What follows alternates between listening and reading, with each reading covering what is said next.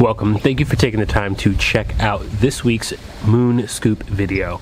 This week we'll be taking a look at the Gemini New Moon, be exact 12 degrees of Gemini, right around 3 a.m. Pacific Daylight Time. So depending on where you are in the world, you might want to add or subtract a bit of time to get that exact moment of a new moon. But wherever you are in the world, we're going to start off this week, or the first week of June rather, with the Gemini New Moon. Now, as with every video, I'd like to introduce myself. My name is Ryver. I'm the intersectional astrologer and Reiki master of Psyche and soul astrology. My personal mission is to help everyone I meet maintain and experience grounded empowerment and accelerated growth. And creating these videos is one way that I hope to help you achieve that in your own personal life. Each week, I explore an upcoming astrological transit, sometimes just a moon phase, sometimes a few other things as well, and always exploring that with the practical and tangible in mind. What kind of tangible takeaway can you bring into your life to really practically work with those energies? And so I give you a bit of homework, an Astro challenge in the case of this week's video, sometimes a question of the week to really help you sink your teeth into it in a tangible way so that you can use all this information to your best advantage. Now, this week's new moon is a little bit easier than some other ones. I'm going to throw up the chart. I'll be down in the corner.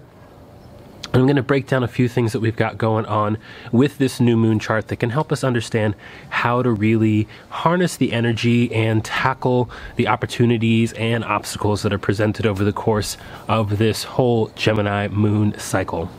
So the first thing that I want to draw your attention to is that rising sign. Always we take a look at that to see what's going on. And so you'll notice that with the rising sign, we have Aries on the ascendant, which means that Mars is ruling this chart. Now, with an Aries rising, that says to me that something about the intentions that we're setting or this new kind of month-long phase of activity that we're going into is very dynamic, it is very active, and it definitely is going to have something to do with Mars. Now, Mars is placed in Cancer, and traditionally speaking, that's not such a good thing for Mars, and we'll talk a little bit more about that in a moment. The only other thing that we really have to talk about based on this chart without getting into some really technical stuff is that Mercury, the planet that is the liminal planet, the planet of sunrise and sunset, but not quite a day planet, not quite a night planet. Mercury rules both the sun and the moon in the case of this particular moon phase. Now, the biggest thing to notice, and it's mostly the absence of a thing, is that this new moon is not an aspect to any planet or any other point in the chart. Not in a traditional aspect, that being a sextile, a trine, a square, an opposition, or a conjunction, of course. And with the new moon in no particular aspect to any traditional point or planet, that means that this new moon is kind of operating like a rogue moon phase, if you will. And what I mean by that is that with no other outside influence, there's no Saturn slowing down the growth of this new moon intention or growth cycle.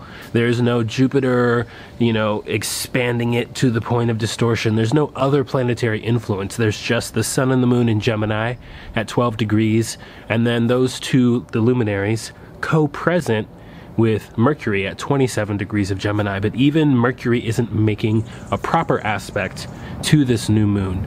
So that says to me a couple of things, and I'll drop the chart down and talk to you face to face here.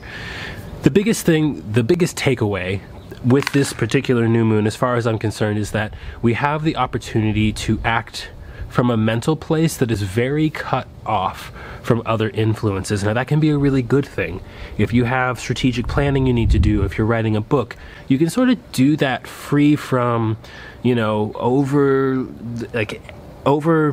intellectualizing the process or over imagining what your editor is going to think about the book that you're writing. You can really just be in the space of being in your thoughts with your words.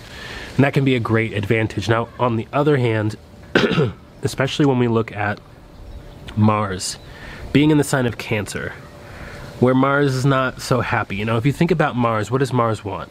Mars wants action. Mars wants some fiery friction, something passionate. Mars wants to be able to tossle around or wrestle with something or fight something. Mars wants mostly to fight something, right? If we're going to look at it on the really superficial level. The function of Mars is to defend. It's to protect. It's to enforce and assert our boundaries. You know, if you've ever hung out with a toddler, they're all about Mars. It's their Mars return, right? Every 2 years, Mars comes back to the place where it was when we were born. And if you look at a toddler, or you've ever hung out with one, you know that they love to say no. Do you want that? No. Do you want that? No. Do you want to do this? No. Are you hungry? No. It's all no. That's the way that we very initially learn to separate ourselves. It's another function of Mars, is separation. We learn to separate. We learn to defend our boundaries. We learn to defend against the things that we don't want in pursuit of the things that we do want. Now, what's Cancer all about? If Cancer were a house, the sign of Cancer as a house would have every comfort food and snack imaginable, and every single place where you could sit, you could just as easily nap. It's all about comfort. It's all about that feeling of safety and security. It's your childhood blanket and that stuffed animal that you used to sleep with. It's your favorite cup.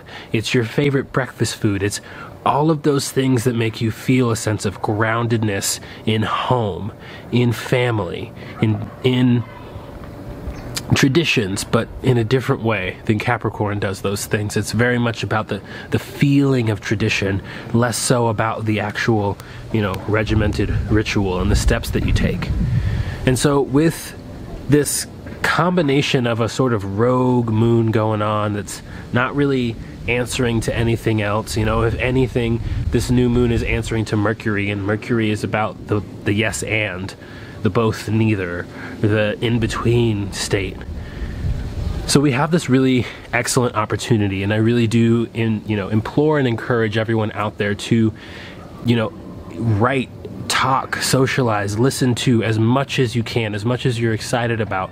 There's a lot of information that's coming in, and what Mercury happens to be doing over the course of this next week as well, moving into the sign of Cancer on the 4th, says to me that this time period is very much about giving us the intellectual space and distance, about unplugging from the high voltage charge of emotion just long enough to think and choose what it is we want to do.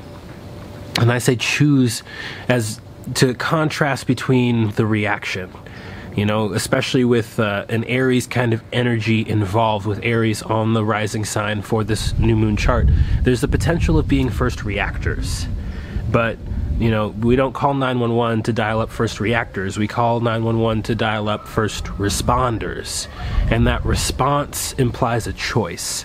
And that choice implies at least some distance between the moment that we're activated and the moment that we go on to do something as a result of that first impulse or the first cause or the conditions around us.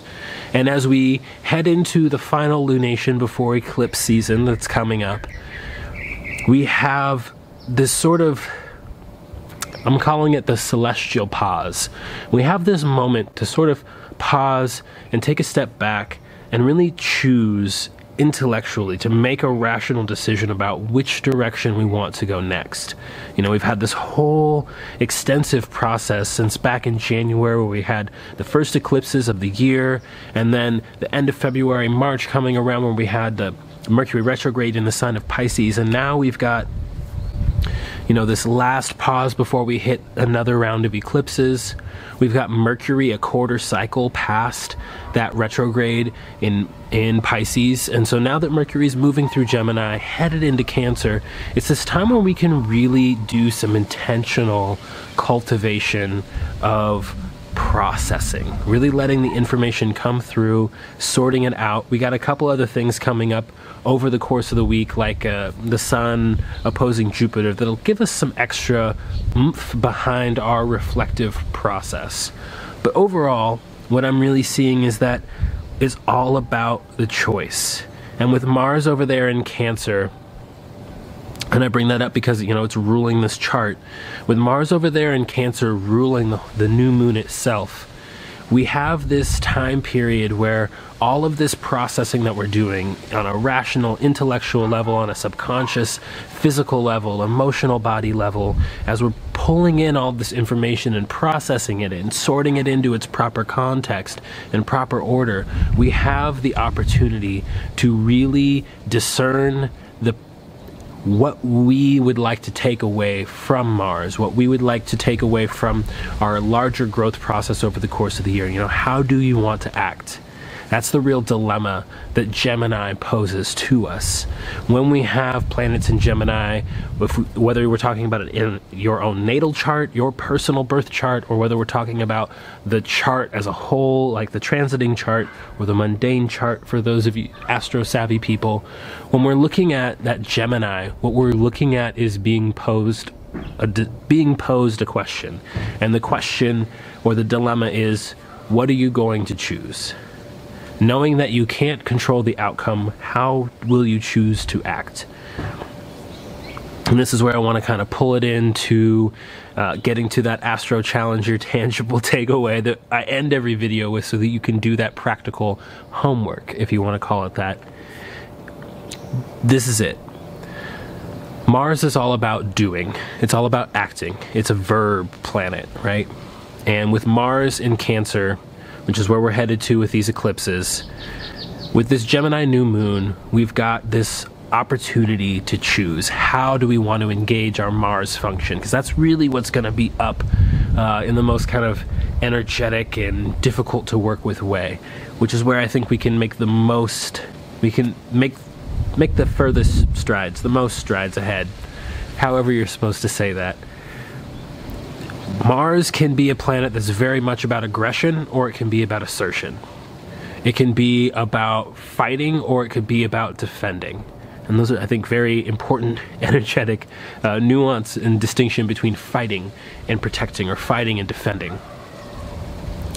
So with this particular new moon phase, whatever it is that you choose to call in, that's going to depend a lot on where this new moon lands in your chart, and that's why I have the Making the Moon Work For You lecture, and that audio recording will be available soon. That's why I have the Making the Moon Work For You sessions available now, 35 minutes, $33. Dive into the current moon cycle, see where that lands in your chart and how you can harness that to your best advantage. So if you're interested in the lectures, or you're interested in one of those sessions, drop down in the descriptions. I'll have the links for all that stuff down below. Or if you'd like to do it yourself and you're just looking for a quick little bit of wisdom you can take home with you, this is the hashtag Astro Challenge that I pose to you. Choose to act proactively on behalf of your needs, so that you can avoid having to fight against others in order to get them met. So what does that look like for you? Use that Gemini new moon. You know, you can call in the intention to look at and log all of your needs, whether they're material needs, emotional needs, sexual needs, intellectual needs.